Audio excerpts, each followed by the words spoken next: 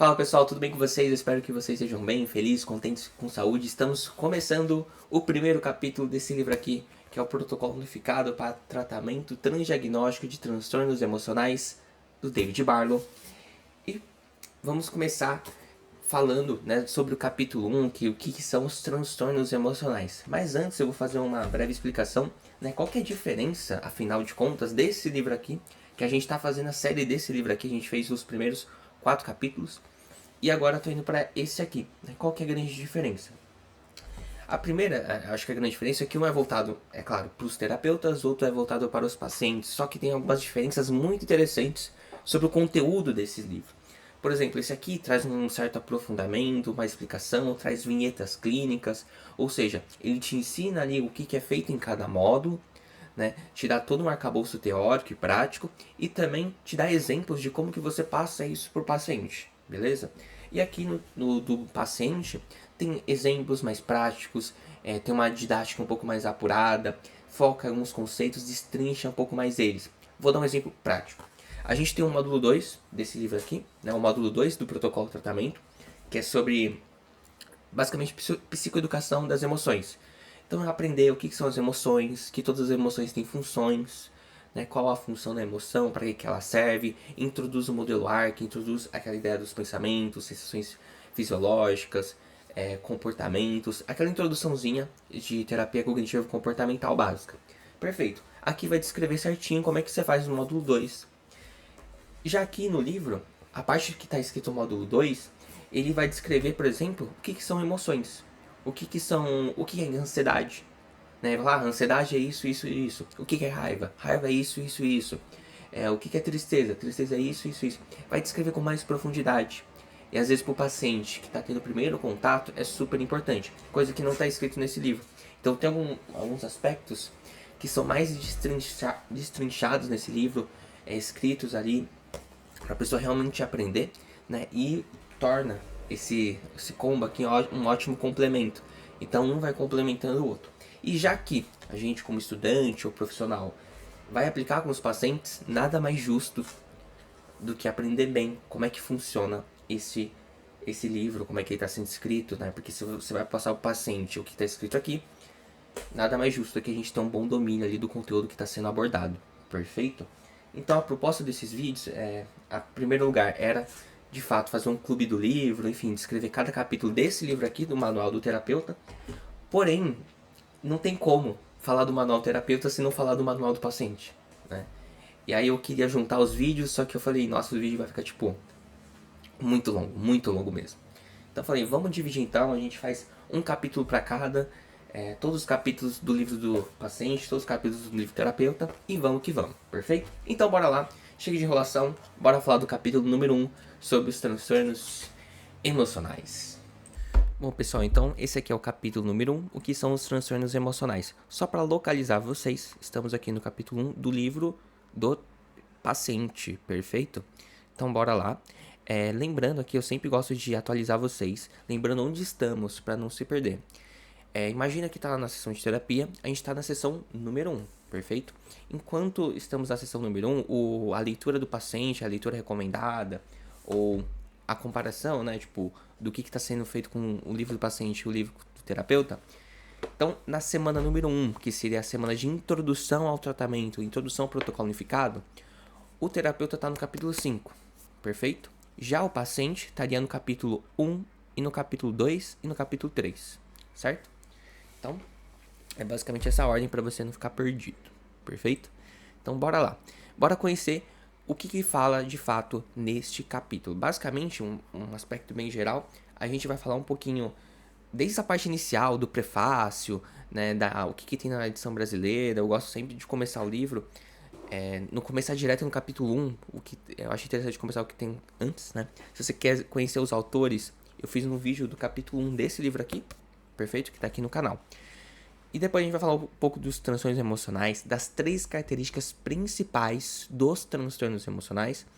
Também quais são os tipos de transtornos mentais que esse protocolo pode intervir. E algumas perguntas norteadoras para fechar que são relevantes para esse caso. Perfeito? Então bora começar pelo prefácio, que tá bem interessante, que ele vai destacar uns pontos importantes sobre o protocolo unificado. Bom, então vamos lá, pessoal. Ele começa dizendo o seguinte, que o grande problema enfrentado por pacientes com transtornos psicológicos. Lembrando que normalmente quando a pessoa tem um transtorno psicológico, isso impacta significativamente na vida da pessoa, altera bastante a rotina dela, altera bastante também a qualidade de vida da pessoa, perfeito? Então qual que é o grande problema enfrentado dessa população? É encontrar a melhor ajuda disponível. Então muitas vezes é comum, infelizmente, ter muitos diagnósticos que são muito equivocados, então demora muito para achar um diagnóstico, e quando acha, às vezes acha errado, ou tratamento incorreto, tratamento iatrogênico, que mais prejudica do que ajuda, né? E uma das questões que o autor ele vai destacar no prefácio, que é o seguinte, que é a questão da variabilidade nas práticas de saúde. Então, muitas vezes as pessoas nem recebem os melhores tratamentos, né? Existe uma variabilidade muito grande dos tipos de tratamento e muitas vezes a pessoa acaba não recebendo o melhor tratamento possível. E qual que é uma forma de corrigir essa situação que a gente se enfrenta? Que é com a prática baseada em evidências, perfeito? Certo. E ali que você consegue ali, né, com base nas melhores evidências disponíveis, com a expertise do terapeuta, mais a individualidade do paciente, você conseguiria um tratamento ali que possa ali, né, auxiliar mais o paciente. Perfeito. E que o que nós temos de mais recente das descobertas científicas, né? Lembrando que esse livro aqui foi feito em 2018, a versão original, e a versão em português brasileiro, foi feita em 2025, tá? Então o que a gente tem mais de novo são essas intervenções unificadas e transdiagnósticos. Já eu vou definir para você o que seria esse transdiagnóstico e o que seria esse unificado, que está de fato escrito aqui no título do livro, né? Então, esses tratamentos mais recentes, né, o que tem feito as pesquisas, é nesse caminho mais das intervenções unificadas e transdiagnósticas para os transtornos, né, que compartilham características parecidas, perfeito.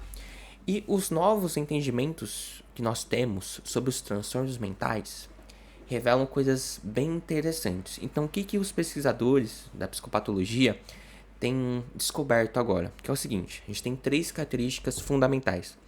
A primeira, muitos grupos de transtornos relacionados compartilham causas importantes. Ou seja, você tem, por exemplo, os transtornos de ansiedade. Então você tem ansiedade social, você tem pânico, ansiedade generalizada, transtorno de estresse pós-traumático, alguma fobia, enfim, transtorno obsessivo compulsivo, tudo isso da mesma classe, né? De mesmo grupo. E percebeu que eles têm causas importantes, né?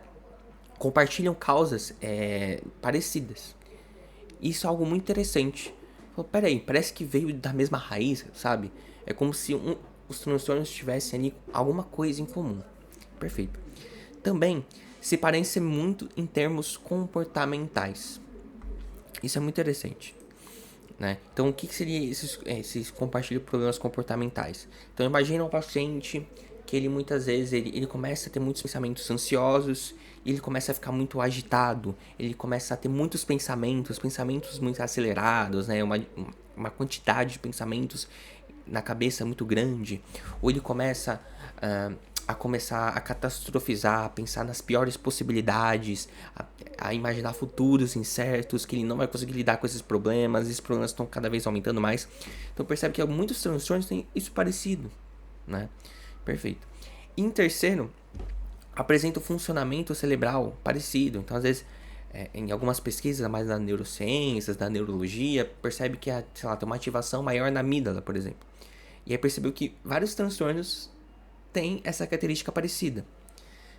E aí ele percebeu, interessante, né? Existem fatores incomuns entre vários transtornos diferentes. Guarda isso. E uma das justificativas que ele tem para chegar a essas conclusões é a questão da alta comorbidade. Ou seja, chega um paciente e não tem só transtorno de ansiedade social. Também tem transtorno do pânico, também tem ansiedade, também tem depressão. E aí vem essas características em comum entre os transtornos. Tudo bem? Perfeito. Agora a gente vai falar um pouquinho sobre os termos, né? Esses termos que está escrito na capa do livro. Termo unificado, termo diagnóstico. E é muito simples, é muito tranquilo. Unificado, esse termo protocolo unificado, esse termo unificado vem de que compartilha um conjunto em comum. né? Tem algo em comum. E o que é esse algo em comum? São as técnicas, né? São os procedimentos. É muito comum quando você vê esse termo, procedimentos e processos, questão dos procedimentos, sempre lembra muito da questão das técnicas. Procedimentos terapêuticos seria meio que as técnicas terapêuticas a grosso modo. E percebeu que essas técnicas eram muito eficazes para essas classes de transtornos, que são transtornos emocionais, por exemplo. Então percebeu que para transtornos diferentes utilizavam as mesmas técnicas e tinha bons resultados.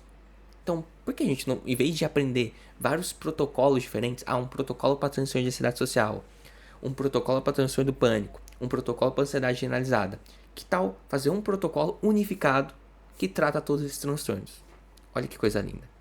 E também o termo transdiagnóstico, né?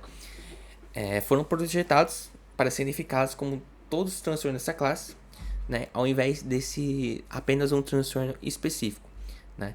Ou seja, é algo que não vai ser algo específico para uma coisa só, e sim ele vai atravessar todos esses transtornos, né? Abranger todos esses transtornos juntos. E aí, ao tratar um transtorno, você acaba tratando outros transtornos ao mesmo tempo.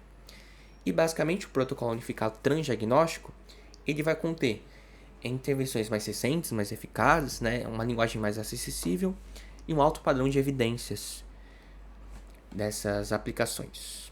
Perfeito. Agora, vamos falar sobre o que de fato os transtornos emocionais. Quais são os transtornos que abrangem esses transtornos emocionais? Porque imagine que os transtornos emocionais é como se fosse uma grande rede que tem vários transtornos dentro, né? Então, beleza. Quando a gente fala em transtornos emocionais, inclui todos os transtornos de ansiedade. Ou seja, transtorno de pânico com ou sem agorafobia, transtorno de ansiedade social, ansiedade generalizada, estresse pós-traumático e obsessivo compulsivo. Perfeito. Também inclui todos os transtornos de humor, que são os depressivos. Além disso, também pode abordar condições intimamente relacionadas que surgem com a dificuldade de lidar com emoções intensas. Isso vai ser o grande norte desse protocolo unificado para transtornos emocionais. É a questão das emoções intensas, de não saber lidar com elas, da evitação. Essa é a essência que está por trás. Que questões relacionadas a essa dificuldade de lidar com as emoções, como por exemplo, ansiedade relacionada à saúde, dissociação, uso de álcool e outras substâncias, né? E comportamento autolesivo. Perfeito. E aí, acho que esse é um ponto, assim, eu fiz questão de enfatizar nos slides aqui, para deixar muito claro. Que todos esses transtornos que eu citei, transtornos de ansiedade, de humor, esses de lidar com emoções intensas, é muito importante entender o que eles têm em comum. Esse é um momento muito importante da aula. Que isso tem que estar muito claro, porque entender essa ideia, né, não é decorar quais são os transtornos, mas entender o que eles têm em comum, né? Qual que é a essência ali, perfeito? Então vamos lá, o que eles têm em comum? É a experiência de emoções intensas que interferem na capacidade de levar uma vida satisfatória.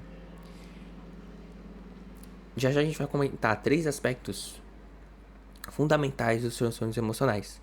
Mas o ponto central é que em todos esses transtornos a pessoa sente a emoção de forma muito intensa. E aí isso gera várias consequências. Às vezes tem uma reação meio aversiva, às vezes tem uma reação de evitação. Tem todos os desdobramentos, mas são pessoas que experimentam as emoções de forma muito mais intensas. E essa experiência que ela tem interfere significativamente na vida que a pessoa está vivendo, certo? Tem algumas recomendações para esse protocolo unificado. Tem alguns transtornos que não são muito recomendados, como por exemplo para fobia específica. Se tem uma fobia específica, é melhor fazer um tratamento específico, né, para isso. Talvez o protocolo unificado não seja uma boa opção. E outro ponto também, somente o seu profissional de saúde pode dizer com certeza quais transtornos você tem ou não, né? Então não caia nessa de se autodiagnosticar pela internet. Se fosse fácil, tão simples assim, não teria ali avaliações psicológicas, avaliações que duram meses ali, para você conseguir chegar a um veredito de qual transtorno o paciente tem ou não. Então é algo muito complexo, não é algo que dá pra fazer, sei lá, pelo chat GPT, por exemplo, né? Então, é algo muito complexo e só um profissional mesmo da área consegue fazer esse diagnóstico, perfeito? Acho que esse é um ponto que não gera nem dúvidas, assim, é bem tranquilo. Beleza. Agora, como que a gente acessa os formulários e planilhas? Eu cheguei a comentar isso na última aula, mas esse livro aqui tem diversos formulários, diversas planilhas, assim, que você consegue auxiliar ainda mais no tratamento do paciente. Então, lembrando que esse livro aqui foi feito pela ArtMed, né? A ArtMed tem um grupo A de ArtMed, e ali você consegue acessar. É muito simples. Então, você entra no site, por exemplo, e ele tem essa parte de aprofunde os estudos, ver no material, é super rápido de ser feito. Eu cheguei a comentar na outra aula, mas eu acho que posso comentar aqui também. Por exemplo, pessoal, eu digitei aqui no Google, protocolo unificado, certo? Aí eu entro aqui no site do grupo A, é bem rapidão. Cadê o grupo A? Ó, grupo A, entrei aqui no livro do terapeuta, no caso, não é esse livro. Eu vou aqui achar o livro do paciente. Cadê o livro do paciente? Vou voltar aqui, é pro Google, ó, livro do paciente, perfeito, loja grupo A. É super rápido, super tranquilo. Aí você vai entrar aqui, ó, nessa parte de ver material complementar. Ele vai te jogar para baixo. Você acessa aqui, perfeito. E aí você tem todo o acesso às planilhas que eles utilizam. Você percebeu, não precisei nem fazer login nem nada. Pronto, ó. Tô aqui, tem todos os formulários que a gente utiliza para o paciente. Ele pode imprimir, ele pode responder, enfim, pelos editores de PDF também. É bem tranquilo que você pode ter acesso, perfeito? Ó, o ARC, que é o famoso ARC, a gente vai comentar bastante sobre ele. Perfeito. Bora voltar então. Agora, uma breve apresentação da edição brasileira. Então, basicamente, eu vou falar, né, que o protocolo unificado oferece estratégias para enfrentar os sintomas, melhorar o bem-estar do paciente. E ele é um guia prático e direto que você pode usar com o terapeuta. Com o terapeuta, né? Então, não é feito sozinho. E é muito interessante, porque assim, o paciente, ele tem uma sessão, sei lá, uma vez por semana, 50 minutos. O que ele faz nos outros dias? E aí nos outros dias pode ser um ótimo momento de aprendizado, um ótimo momento de consolidar tudo aquilo que ele aprendeu lendo ali o livro acompanhado junto, né? Então ele vai ensinar o que? Adotar habilidades, né, para se autorregular, para manter os resultados a longo prazo. E tudo isso tem que ser feito sob supervisão e orientação profissional. Perfeito? Agora uma breve descrição do que é descrito nesses 13 capítulos do livro. Certo? Que são 13 capítulos. Ele tem uma breve descrição do que é abordado em cada um deles. Então, basicamente, a gente começa explicando no capítulo 1 o que são as emoções, como se relacionam. O capítulo 2 introduz um pouco o tratamento do PU. No 3, fala dos instrumentos que avaliam. Normalmente as pessoas não estão muito acostumadas. Tipo, como é que assim? Eu tenho que preencher um formulário em toda a sessão.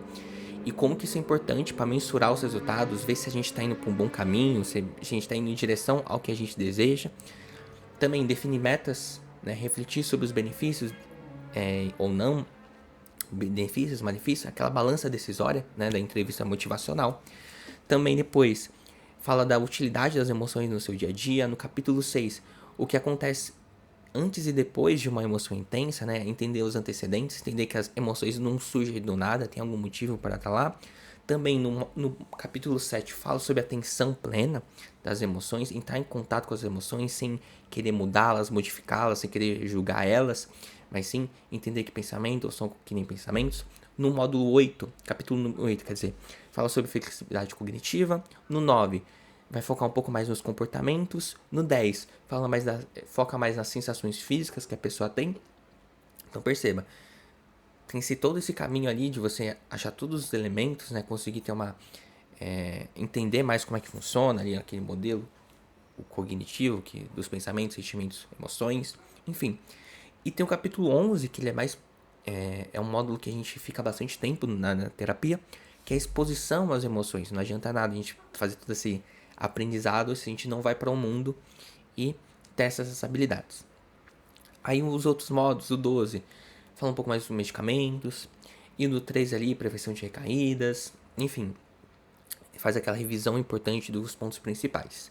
Basicamente, fiz uma revisão breve, um comentário super breve sobre todos os capítulos deste livro. E tem uns apêndices, que vai ali ter questionários. É interessante que tem alguns alguns questionários, umas planilhas para preencher, que pode causar muitas dúvidas. E aí existem esses questionários, esses planos, um exemplo com eles preenchidos, 100%. Aí o paciente pode olhar esse modelo e falar, ele preencheu dessa forma.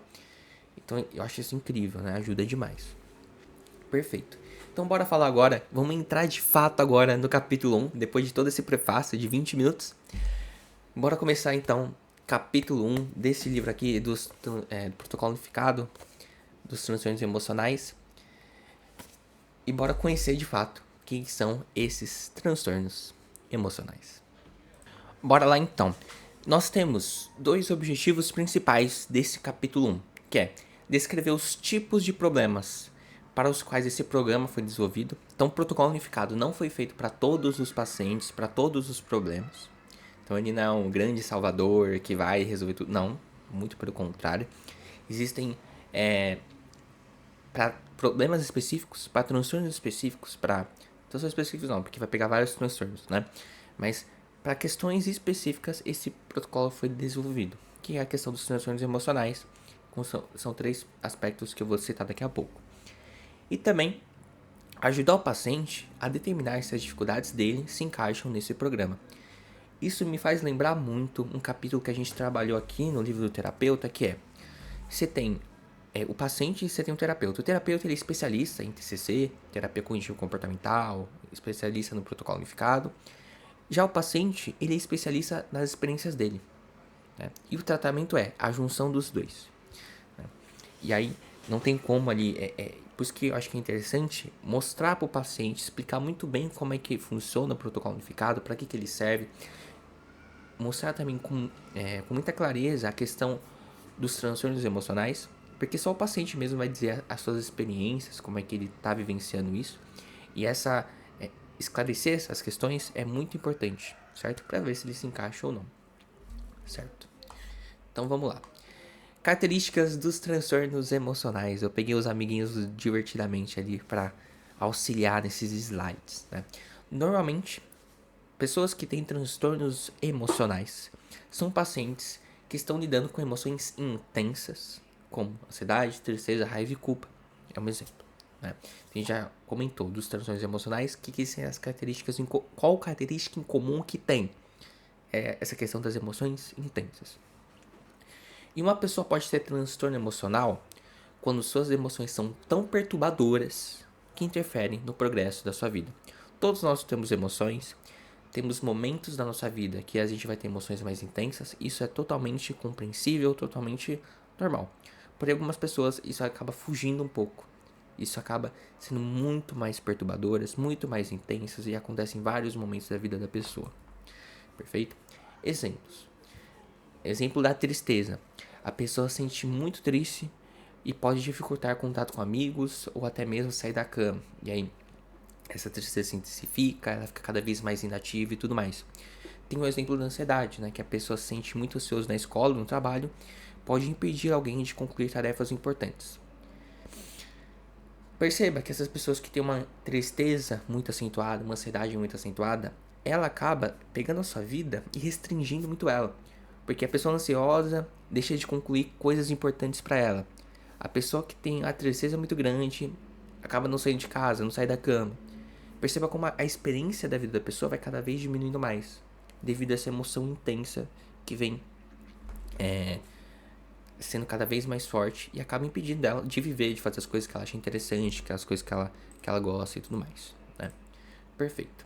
Agora a gente vai para esse esquema, que é um esquema fundamental. A gente vai entrar aqui na parte mais importante da aula, que é o modelo funcional dos transtornos emocionais.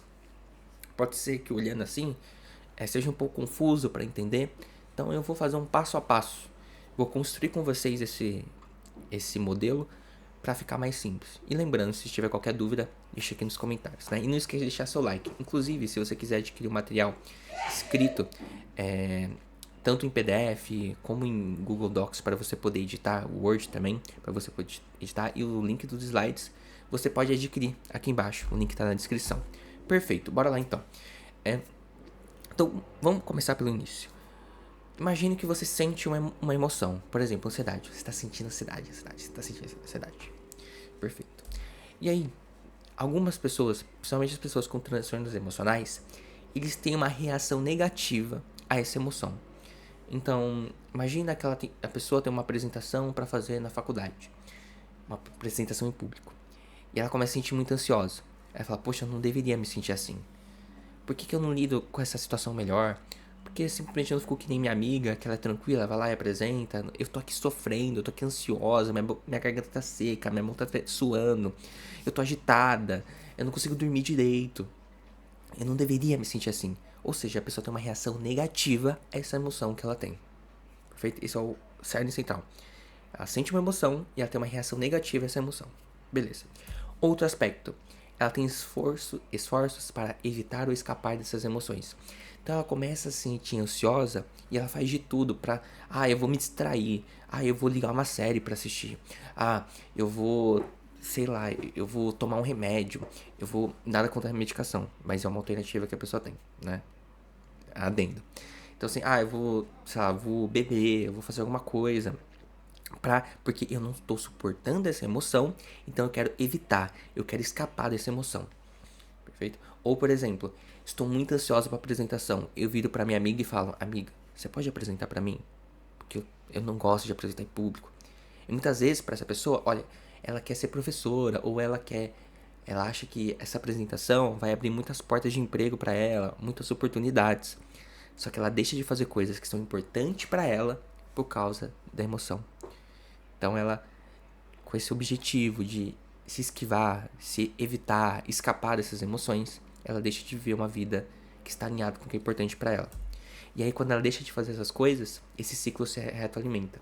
Então ela estava ansiosa, ela achava que não deveria se sentir tão ansiosa, ela, sei lá, evita fazer a apresentação.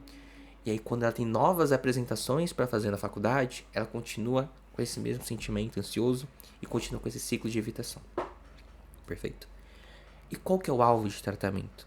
É trabalhar esses dois aspectos, as reações negativas que ela tem das emoções e esses esforços para evitar essas emoções.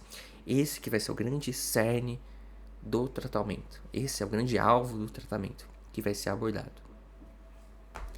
E assim é o modelo funcional dos transtornos emocionais que foi descrito aqui, né? Eu fiz um passo a passo ali para ficar um pouco mais didático. Maravilha. E agora a gente vai para uma parte essencial, que são os 3 componentes que eu acabei citando desde o início da aula. Chegamos, né? Tem 3 características comuns que ocorrem em todos os transtornos emocionais, que é emoções frequentes e intensas, a gente já abordou isso, reações negativas às emoções e evitação das emoções. Eu vou agora destrinchar cada um deles, mas isso aqui tem que estar muito bem compreendido, porque é o ponto fundamental, o auge da aula. Se pudesse falar, Yuri, qual que é a parte mais importante da aula? É agora, essa que eu vou falar agora. Então vamos lá. Ponto número 1. O que seriam essas emoções frequentes e intensas, né? Pessoas que têm essa questão de dificuldades emocionais, elas tendem a sentir as emoções fortes com bastante frequência, né? É normal a gente ter alguns momentos na nossa vida que tem emoções mais fortes, mais impactantes. Então imagine que você tem uma entrevista de emprego, imagina que você tem um projeto, imagine, sei lá, que você vai sair com uma pessoa. É normal você sentir uma emoção intensa. Porém, algumas pessoas sentem com mais frequência do que outras, né? E é interessante que existe uma tendência biológica para essas pessoas que são mais sensíveis emocionalmente, né? Algumas pessoas, ele vai dizer o autor, que simplesmente foram programadas para experimentar emoções de maneira mais intensa em resposta a situações da vida. E tá tudo bem, essa variabilidade é interessante. Então imagina que todo mundo fosse um livro escrito, né? Só que algumas pessoas, esse livro tem alguns grifos com marca-texto e algumas palavras.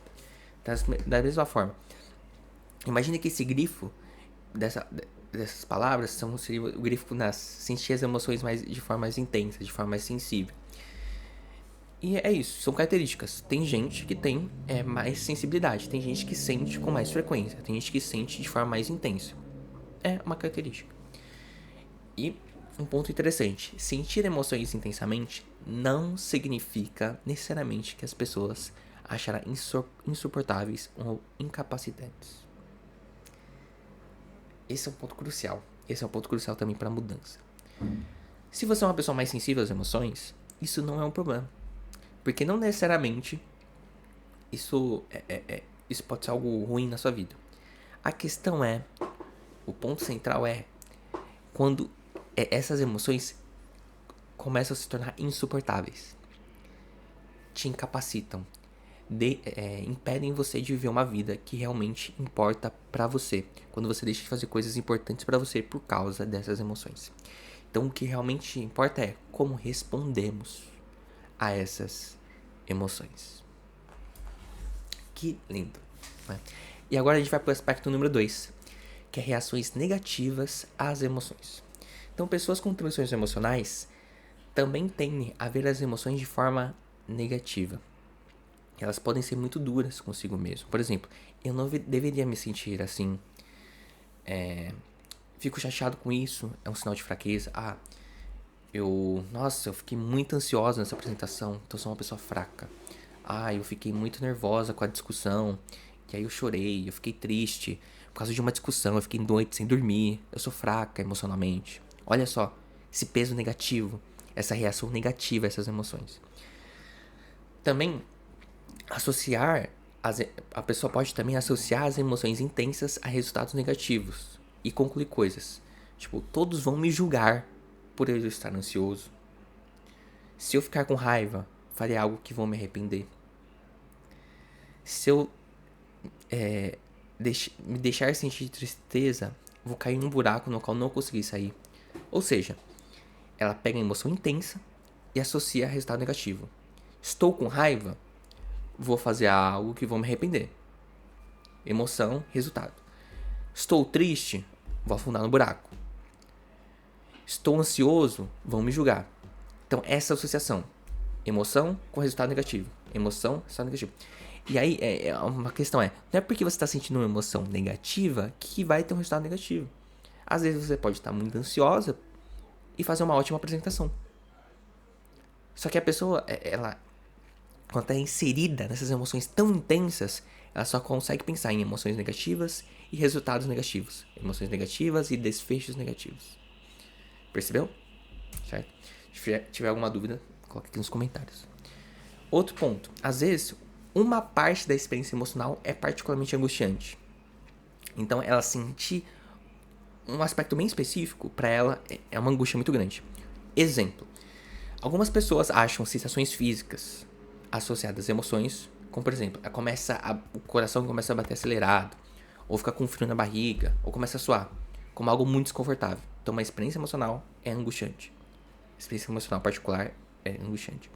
Para outras, o fato dela ter pensamentos intrusivos, pensamentos indesejados, é algo muito difícil, né? Então, aí eu vou espirrar. Nossa, sabe quando dá vontade de espirrar? Enfim, voltei. Então, quando tem esse pensamento intrusivo, indesejado, para ela é a parte pior. Ela gostaria de nunca ter esses pensamentos. Às vezes tem uma reação negativa até as emoções positivas. Isso é muito interessante. Sabe quando você... as coisas estão muito bem. Aí a pessoa já fica preocupada. Porque se as coisas estão muito bem, quer dizer que vai vir uma coisa ruim logo depois. Né? Então, meio que tipo assim, se eu baixar a guarda, algo terrível vai acontecer. Então a pessoa precisa sempre ficar tensa, sempre atenta. Né? Então essa é uma característica comum também nos transtornos emocionais.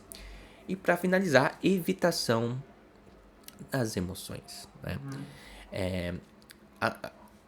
Como as pessoas com transtornos emocionais veem as emoções negativas, como essas pessoas que têm transtorno emocional vê as emoções de uma maneira negativa, faz todo sentido querer evitar. Porque a gente não gosta de sofrer, né?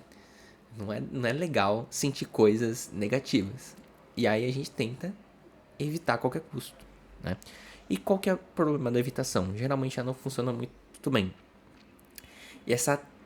E tentar afastar ativamente as emoções pode fazer você sentir a curto prazo super bem. Exemplo, tem uma apresentação para fazer. Eu viro pra minha amiga e falo, amiga, apresenta pra mim. Ela fala, ok. Ufa. Maravilha. Um grande problema da minha vida foi embora. evitei esse problema, estou super bem a longo prazo. Mas, geralmente, leva a emoções mais frequentes e intensas a longo prazo. Então a gente evita algo, se sente bem a curto prazo, mas depois vem as consequências a longo prazo. Esse que é o ciclo se alimentar novamente, você cair num ciclo vicioso e tudo mais. É como se fosse uma areia movediça. Quanto mais você luta, mais você afunda. E tem esse quadro aqui da bolha que eu acho interessante, né? E ao evitar as experiências emocionais, a vida se torna limitada. Então imagina assim, imagina a sua vida aqui, que não tem, que você tenta evitar ao máximo a ansiedade, a dor, a vergonha. Perceba como sua vida fica um ciclo bem pequenininho. Só que quando você tem essa questão mais de entender essas emoções que fazem parte da sua vida e tá tudo bem, né, e faz elas entrarem dentro da sua vida, perceba que a sua vida, ela se expande, né? Ela não fica tão contraída, ela se expande. Eu gosto muito dessa metáfora que o Nuno Ferreira faz. Perfeito. E qual que é o objetivo do manual, afinal de contas? É mudar a maneira como você responde às emoções quando elas ocorrem. Então a questão não é não deixar de sentir emoções. A questão é mudar como que você responde a essas emoções. É um convite de encarar as emoções de uma forma mais aceitável, ao invés de querer evitar essas emoções, né? Isso pode ser o oposto que muitas pessoas esperam, né? Porque muitas pessoas falam assim, olha, eu estou sentindo ansiedade, aí eu venho pra terapia porque eu não quero mais sentir ansiedade. Porque a ansiedade, ela é muito angustiante, ela é muito ruim, então eu não quero mais sentir ansiedade. Aí eu viro pra você e falo, então, né? A questão não é deixar de sentir ansiedade, mas sim ter maneiras mais manejáveis, mais aceitáveis de encarar essas emoções, sem precisar evitar elas, né? Senão, evitando essas emoções, sua vida cada vez fica melhorzinha, né? Perfeito. E aí, esse programa foi desenvolvido para ajudar pessoas que lutam com emoções desconfortáveis e foi feito para abordar diretamente as experiências emocionais intensas, principalmente no módulo número 7, né? Que é a exposição às emoções. E um ponto interessante, todas as emoções, todas, são importantes, até as negativas.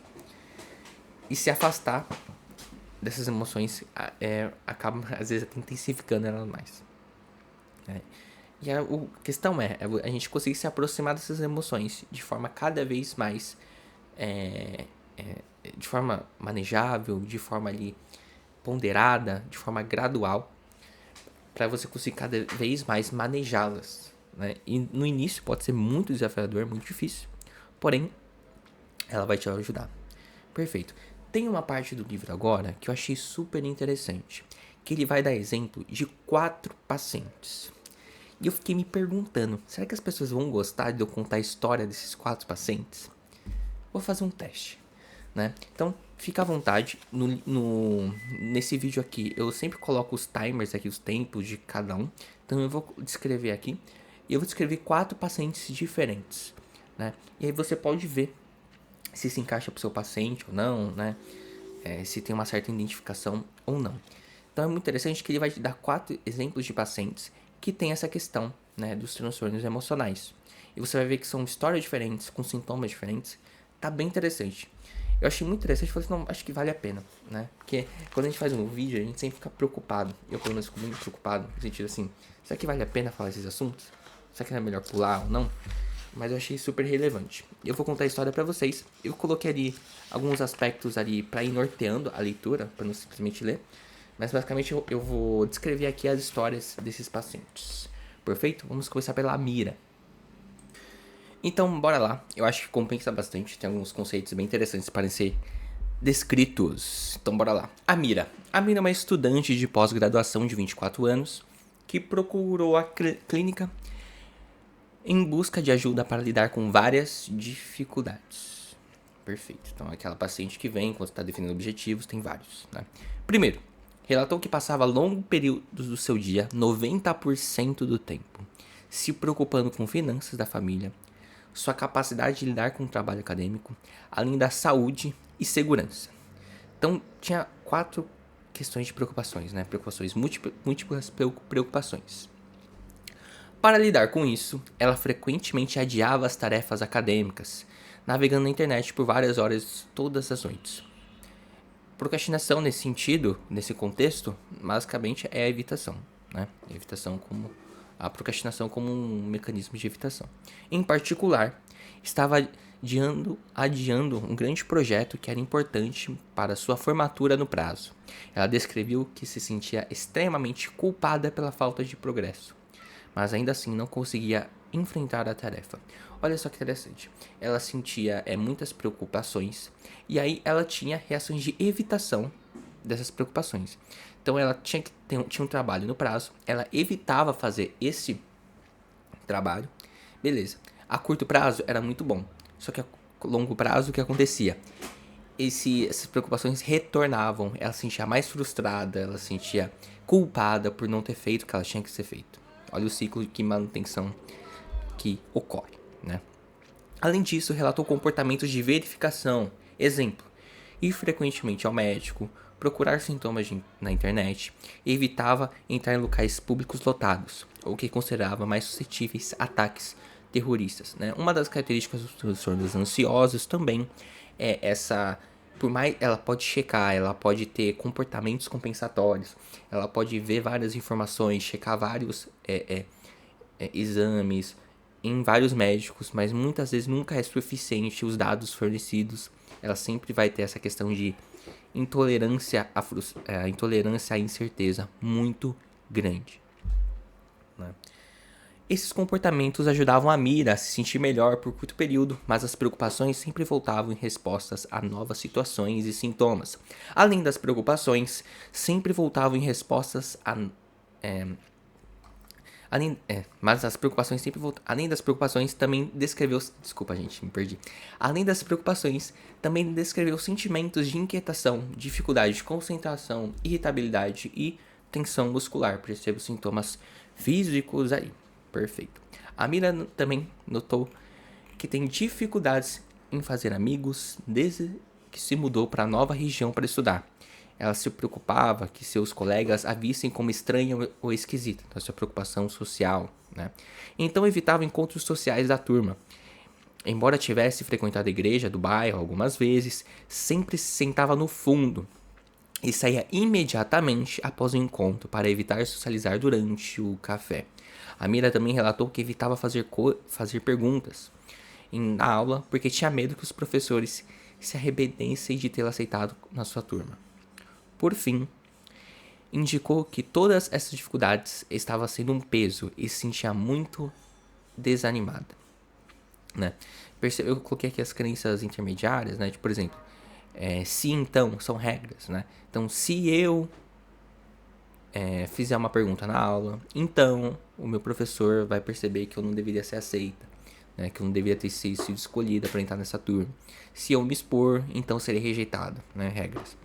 Por fim, ela se sentia desesperançosa para resolver os problemas e havia deixado de fazer coisas que gosta, como andar de bicicleta, praticar yoga e fazer bordados. A Mira mencionou que não merecia fazer coisas divertidas se não completasse o trabalho acadêmico. Muito interessante, né? Então, esse é um caso bem interessante, o caso Amira.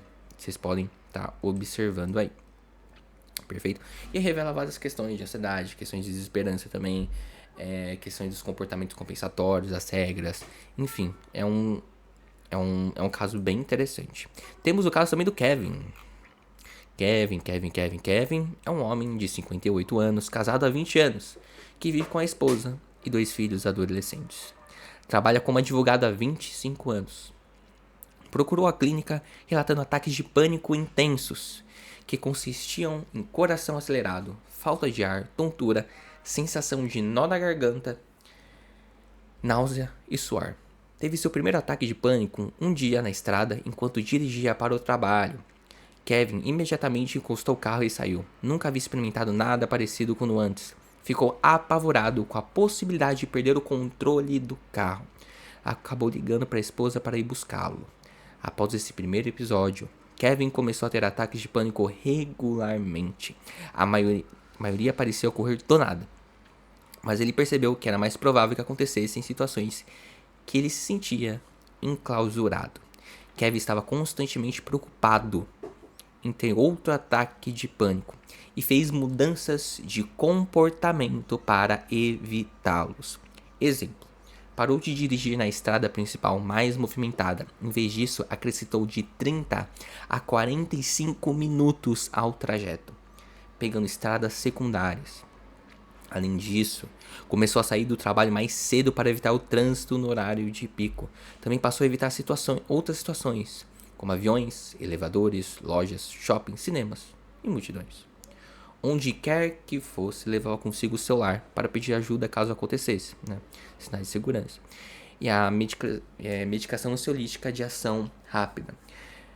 Mesmo que não usasse com frequência, Kevin disse que só de olhar para o medicamento já se sentia mais confortável e mais bem preparado para lidar com a situação.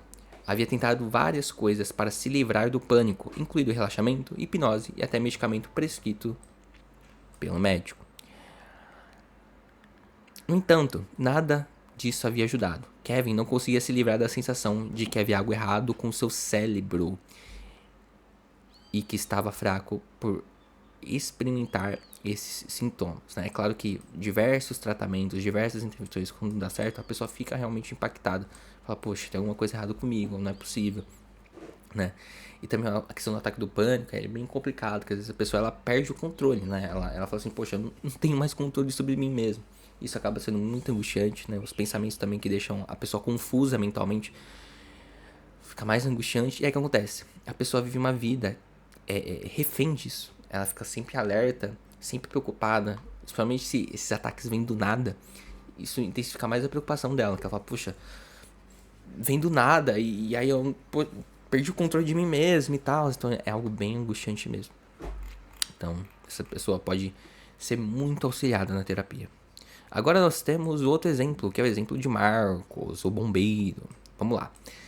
É bem interessante esse caso do Kevin também, né? Marcos é um bombeiro de 41 anos que mora com a esposa há 8 anos, pouco depois de um incidente de trabalho em que um dos seus colegas foi gravemente ferido. Notou que seu sono estava sendo perturbado por pesadelos. Esses geralmente envolviam não conseguir ajudar um colega durante o incêndio, e era quase impossível para ele voltar a dormir depois. Como resultado, passava grande parte do dia se sentindo entorpecido e exausto. Embora muitas vezes evitasse ir para a cama porque estar deitado havia se tornado muito desagradável para ele. Além de estar cansado, Marcos descobriu que se distraía com frequência ao longo do dia com pensamentos intrusivos sobre o colega. Essas memórias surgiam inesperadamente, mesmo quando estava tentando relaxar e o deixava em estado de alerta. A esposa tentava ser solidária, perguntando o que ele estava pensando, mas Marcos preferia não discutir essas memórias, acreditando que isso deixaria ainda mais estressado. Olha só, interessante, a evitação mais cognitiva. Né? Existem evitações mais comportamentais, evitações de não ir para lugares, evitações situacionais. E existem evitações mais cognitivas. Eu não quero pensar sobre, porque se eu pensar sobre, vai vir aquelas memórias de novo. Eu não quero que essas memórias são insuportáveis, eu não vou conseguir lidar bem, então é melhor eu nem pensar nisso. Muito interessante. Voltando. Na mesma época, sua esposa notou que ele estava menos paciente do que o normal. Parecia irritado o tempo todo e costumava gritar com ela por motivos banais. Por exemplo, Marcos se assustou quando o cachorro entrou em casa e gritou para que saísse do caminho, o que fez o sentir culpado depois. Quando a esposa mencionou seu temperamento explosivo, ele concordou que se sentia irritado e inquieto, mas disse que era difícil relaxar em casa. Marcos também percebeu que as atividades que ele e a esposa costumavam fazer com os amigos, como ir ao cinema ou jantar fora, já não despertava mais interesse nele. Marcos decidiu falar com o terapeuta após o encorajamento da esposa e procurou tratamento, dizendo que tudo parecia mais difícil desde o incêndio que feriu o colega. Marcos se sentia muito frustrado com os sintomas. Em particular, ele se perguntava por que se sentia tão estressado na vida cotidiana, depois de ter desempenhado bem sob as condições muito mais estressantes. Então ele se sentia muito culpado por sentir, né, essas emoções. Reações negativas a emoções, como a gente já abordou. Então, nossa, eu já passei por tanta coisa difícil, porque por causa disso agora eu tô sofrendo tanto. Marcos se via pensando de forma autocrítica e se perguntando: por que eu simplesmente não consigo me recompor? Muito interessante essa história. E vamos finalizar com uma história bem interessante também, que é a história de Raquel. Raquel é uma dona de casa de 33 anos, que mora com marido e filho de 2 anos. Ela se descrevia como uma pessoa rígida, que gostava de seguir regras e rotinas, como planejado. No entanto, desde o nascimento da filha, Raquel começou a perceber que pequenas mudanças na rotina causavam ansiedade muito grande. Por exemplo, se não tivesse tempo para guardar a roupa imediatamente após dobrá-la, começava a sentir algo terrível iria acontecer. Notava pensamentos intrusivos de que a filha, o marido e os pais estariam envolvidos em algum tipo de acidente. Para evitar esses pensamentos, Raquel se esforçava muito para manter a rotina todos os dias e ficava muito irritada se algo interferisse. Por exemplo, o marido ter que trabalhar até tarde.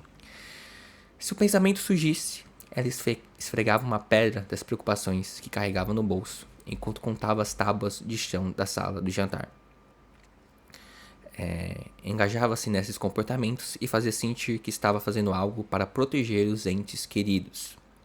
Perceba ali os comportamentos de segurança, né? Raquel estava frustrada com o tempo que esses comportamentos tomavam na sua vida, mas relutava em desistir deles, porque por precaução, né, caso estivesse realmente protegendo a sua família. Você pode perceber, então você pode perceber aqui, né, várias características bem interessantes desses pacientes, né, Raquel, Marcos, Kevin, Amina e tudo mais. Perfeito? E acho que é interessante a gente entender os pontos em comum que tem em todos esses pacientes. O que a gente pode extrair dessas histórias que a gente dedicou um tempinho para conhecer? É que as emoções fortes estão interferindo na capacidade de viver a vida que essas pessoas desejam. Quantas coisas elas evitam, quanto tempo é colocado ali para esses comportamentos de evitação e tudo mais, né? Qual que é a grande diferença dos pacientes? Cada um está vivenciando sintomas diferentes. Enquanto uma pessoa tem pensamentos intrusivos, outro tem diversas preocupações, outro tem medo dos ataques de pânico, outro tem memórias que vêm, surgem, outro tem pensamentos que coisas ruins vão acontecer, enfim, são sintomas diferentes. E suas reações negativas às emoções levam a fazer coisas que não querem fazer. Então, por exemplo, a Raquel, por exemplo, ela fica muito tempo ali preocupada com isso e ela tem que esfregar numa pedra, fazer alguma coisa para tentar lidar com a situação. Às vezes ela não quer fazer isso, mas ela tem que fazer. Ou, por exemplo, o Marcos, acho que é Marcos, ou não, Kevin, ele tem que fazer um caminho de 30 minutos, 45 minutos a mais no seu trajeto, porque ele não consegue pegar vias ali mais movimentadas, né? Então, essas reações podem fazer que a pessoa se sinta melhor por curto período, né? Por exemplo, evitar reuniões, gritar com o cônjuge, seguir rigidamente uma rotina. Porém, acabam levar mais problemas para longo prazo. Perfeito? Então, a gente encerra aqui o que são os transtornos emocionais. Agora, o livro vai abordar um pouquinho sobre quais tipos de transtorno esse programa trata. Ele aproveita para fazer uma grande revisão sobre os transtornos, né? Então, o que é transtorno do pânico? Transtorno de ansiedade generalizada, enfim. Então, ele vai fazer uma grande revisão. Eu acho relevante também falar um pouquinho sobre isso. Então, o foco é reações negativas e esquiva diante das emoções intensas. O foco do tratamento é exatamente isso. É trabalhar essa questão. E uma observação. Os transtornos emocionais, né, eles impactam intensamente na vida das pessoas. E eles ocorrem quando a maneira como a pessoa responde às emoções intensas começa a dominar sua vida. Isso é um aspecto muito relevante. Então, todos nós temos emoções intensas, impactantes, porém, quando elas tomam conta da nossa vida, aí que mora a questão de ser trabalhado os transtornos emocionais. E aqui a gente tem uns exemplos de transtornos emocionais que a gente já citou, né? No transtorno depressivo, só para especificar, é o depressivo maior, o depressivo persistente, que a gente está se referindo, ok? Né? E os transtornos que têm normalmente dificuldade para responder a emoções intensas são esses, que estão descritos na tela, que a gente já acabou citando, né? Uns que o autor acaba citando nesse momento, diferente do que a gente começou na aula, é o borderline também, transtornos alimentares e comportamentos autodestrutivos. Perfeito. Vamos conversar um pouquinho, bem rapidamente, sobre cada um. Quando a gente fala de transtorno do pânico, o que a gente tem que ter em vista? Que são súbitos surtos, então é muito intenso, de forma súbita. Súbitos surtos de medo intenso acompanhados de sensações físicas desconfortáveis. Quando a gente fala em sensações físicas, a gente está falando, por exemplo, coração acelerado, suor, tontura, falta de ar, né?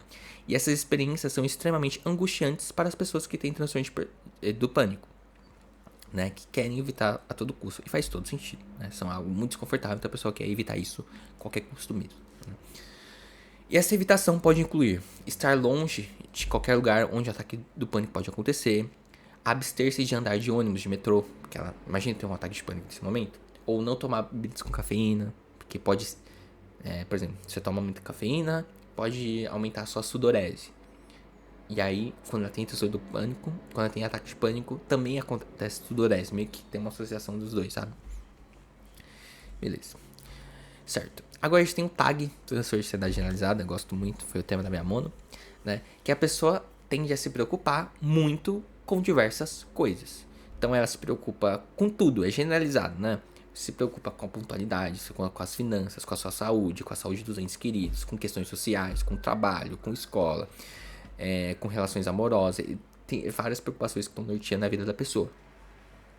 Muitas vezes está voltada para o futuro e é desproporcional em relação à gravidade do tema. Então, sei lá, a pessoa tem preocupações com a segurança dela quando ela vai andar na rua. Existe uma certa preocupação saudável, ok, né? A gente, no Brasil, é um país violento e tudo mais. Mas existe, às vezes, uma preocupação que é muito desproporcional, né? Beleza. E interessante também, quando a pessoa começa a se preocupar, ela tem dificuldade para começar a parar de se preocupar. Então, às vezes, acontece alguma coisa, ela fica se preocupando o dia inteiro nisso. Enquanto ela não arrumar alguma coisa para distrair, ela vai continuar se preocupando, né? Muitas vezes costuma fazer ações para se sentir melhor, para se distrair nesse sentido. Então, liga para entes queridos, verifica saldos bancários, prepara-se em excesso para uma apresentação ou até procrastina. Tem esses dois lados. Busca informações na internet, aí busca muitas informações, nada suficiente. E aí esses comportamentos fazem sentir melhor apenas por um curto período, porque depois volta. Esse é o TAG. Agora vamos falar sobre TAS, transtorno de ansiedade social. Elas sentem ansiedade nas situações que podem ser observadas ou avaliadas por outros. Então é isso, é algo, o foco é nisso. É quando ela está sendo observada e avaliada por outros. Então, para evitar essas sensações desconfortáveis, ela deixa de ir em ambientes com muitas pessoas, né, em ambientes de apresentação e tudo mais. Ela pode reduzir a ansiedade, evitar ter o contato visual com as pessoas, ou falar só de assuntos que conhece, né? E aí aquela ideia, isso faz sentir bem a curto prazo, mas a longo prazo reforça essas crenças. Aí nós temos o TOC, transtorno obsessivo compulsivo, que é caracterizado por pensamentos intrusivos ou obsessões que muitas vezes parecem ilógicos. Por exemplo, se eu tocar nessa maçaneta, eu vou contrair HIV. E causa grande angústia. Isso aqui foi só um exemplo de um tipo de pensamento ilógico, tá, pessoal? Existem vários tipos, né? Frequentemente, pessoas com TOC realizam comportamentos para neutralizar esses pensamentos, né? Tais comportamentos podem ser demorados e perturbadores, tipo lavar a mão muitas vezes, né? E eles continuam fazendo porque reduzem de forma temporária o desconforto, né? Então vem aquela questão e ela precisa fazer isso várias vezes. Reagir a esses pensamentos como se fossem verdadeiros torna mais provável de retornar para o futuro, né? Isso é bem delicado também, porque para a pessoa isso aí envolve muita angústia, impacta muito a vida da pessoa e não, né? Você chega a falar, não, é só parar de fazer. Não é só parar de fazer, não é tão simples assim. Se fosse simples assim, né, as coisas teriam muito mais tranquilas para as pessoas que têm toque, né? Então é bem mais complicado. Imagine que esses pensamentos só são pensamentos, mas para quem tem toque é muito mais complicado. Beleza. E tem o TEPT. TEPT, que é o transtorno de estresse pós-traumático, né? Algumas pessoas vivenciam um evento traumático, certo? Agressão, enfim. E aí a pessoa começa a ter memórias disso, né? Memórias intrusivas desse evento. E que normalmente é muito aflitivo, né? E aí, como resultado, a pessoa evita gatilhos. Então evita conversar com pessoas, entrar em situações, atividades que lembram qualquer coisa envolvendo o trauma. Também pode ter comportamentos para se sentir mais seguras, né? Então, sei lá, ter estratégia de fuga, sentar-se na frente da porta, enfim. E um ponto interessante é que ela age como se ainda estivesse em perigo, né? E essa questão só aumenta ainda mais o desconforto, que é um desconforto que se sustenta por muito tempo. Agora tem a depressão, né? Brevemente, né? Ele apresenta sentimentos de tristeza ou desesperança, normalmente, né? Às vezes tem essa questão de inatividade, de perca de prazer, tudo mais. E muitas vezes tem pouca energia ou motivação para fazer as coisas que antes eram divertidas. Ok. Embora a pessoa saiba que ser ativo, né, sair de casa, fazer coisas que gosta é algo importante, para a pessoa é muito difícil superar essa barreira, né? Como resultado, tende a se afastar, cancelar compromissos, evitar atividades, né? Esse evitamento pode trazer alívio a curto prazo, mas no fundo só aumenta a depressão. Tem um transtorno de personalidade borderline também, que tem que tomar muito cuidado, porque às vezes ele é muito estigmatizado. Então, um certo cuidado ali para falar sobre esse transtorno. Mas basicamente, são pessoas que sentem as emoções de maneira muito intensa, né? Muitas vezes essas pessoas são julgadas como instáveis, né? Por ter emoções que mudam muito rapidamente. E para evitar lidar com essas emoções negativas, elas se envolvem em muitos comportamentos que fazem sentir melhor no momento, mas que levam a longo prazo. E aí tem vários comportamentos, tipo brigar, usar substâncias, comer compulsivamente, busca de reasseguramento excessivo nos relacionamentos, enfim, tem várias questões. Temos os transtornos alimentares, que é a fonte das emoções negativas é o que? A insatisfação ou a preocupação com a forma ou com o peso corporal. E para evitar a ansiedade de ganhar peso, uma pessoa anorexa nervosa, por exemplo, pode restringir sua alimentação ou também se exercitar em excesso. E aí quando a pessoa se sente particularmente estressada, ela pode comer compulsivamente, né? E aí pode ter vários resultados em relação a isso. Temos também os comportamentos destrutivos, autodestrutivos, que é basicamente a pessoa está sentindo uma emoção intensa, então ela usa um comportamento para aliviar essa emoção intensa. Então beber, ferimentos, autolesão, enfim, né? Qual que é a ideia básica? Ela está sofrendo muito e uma forma de lidar com esse sofrimento é fazer esses atos, ok? Beleza. Isso aqui, gente, essa finalização eu acho linda, linda, linda demais. Que é o seguinte: é você entender que eu acabei de citar vários transtornos, né? E entender que é muito comum que essas pessoas vão ter vários transtornos, né? Não é raro isso acontecer ao mesmo tempo. E o ponto incrível que eu acho que é o seguinte: isso acontece. Por que essas pessoas têm um monte de transtorno, né? Porque o mesmo processo. E o processo é o quê? Seria, nesse caso, né? O processo, nesse caso, seria reações negativas a emoções intensas. Então, esse mesmo processo, reações negativas a emoções intensas, está por trás de todos os transtornos emocionais. Então, essa questão de reações negativas a emoções intensas aparece no transtorno de ansiedade social, no transtorno depressivo maior, no transtorno de ansiedade generalizada, no transtorno do pânico. Tudo isso aqui tem essa questão em comum, esse processo em comum, que é reações negativas às emoções intensas, né? Então, esse é o ponto central. Então, a questão é trabalhar exatamente esse ponto, que aí você trabalha vários transtornos ao mesmo tempo, né? E ao focar nas reações negativas e evitamento das emoções, podemos ajudar a lidar com todos os sintomas que você está experimentando, independente se você tem esse transtorno ou não. Aí tem os pacientes sem transtornos. Fala, e vai ser benéfico então se o paciente não fecha ali em transtorno? Pode ser uma boa opção. Por quê? Porque se o paciente, mesmo não tendo um transtorno, tem essa relação com as emoções que estão interferindo muito na vida deles, então faz sentido utilizar o tratamento, né? Às vezes, pode ser uma ansiedade ou uma dificuldade emocional em alguns contextos. Por exemplo, falar em público ou em relacionamentos românticos. Então, todos podem se beneficiar desse tratamento, né, nesse contexto emocional, porque eles aprendem formas mais saudáveis de responder às emoções. Aceitar quando as emoções surgem e tornando elas mais manejáveis. Perfeito? Maravilha. E agora, tem algumas perguntas norteadoras, né? Que se esse tratamento é adequado para os seus sintomas. Então, tem 3 perguntas fundamentais que podem nortear o paciente a ver se faz sentido ou não. Lembrando que o diagnóstico é sempre feito pelo profissional, né? Lembrando que esse manual do paciente, ele é feito atrelado à terapia, ok? Perfeito. Vamos lá, tem 3 perguntas interessantes, que é: você costuma sentir emoções intensas em uma ou mais situações da sua vida? Pergunta número 2. Você acha que as emoções desconfortáveis ou você acha as emoções desconfortáveis ou as considera um sinal de fraqueza? E 3, por fim, você se vê fazendo de tudo para evitar sentir certas emoções? Isso interfere na vida que você deseja levar? Essas são perguntas norteadoras. Beleza. Se você respondeu sim, né, esse manual ele pode te auxiliar, né, a sentir mais controle das emoções. Lembrando que ele é feito com auxílio do terapeuta. E ao aceitar as emoções e enfrentá-las repetidamente, de forma gradual, ele se torna mais manejável.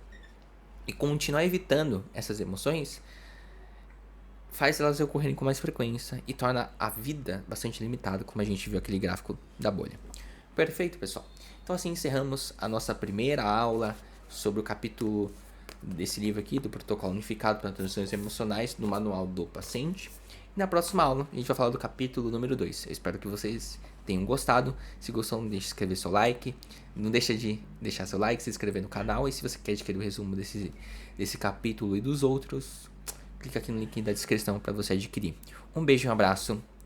E a gente se vê nas próximas aulas.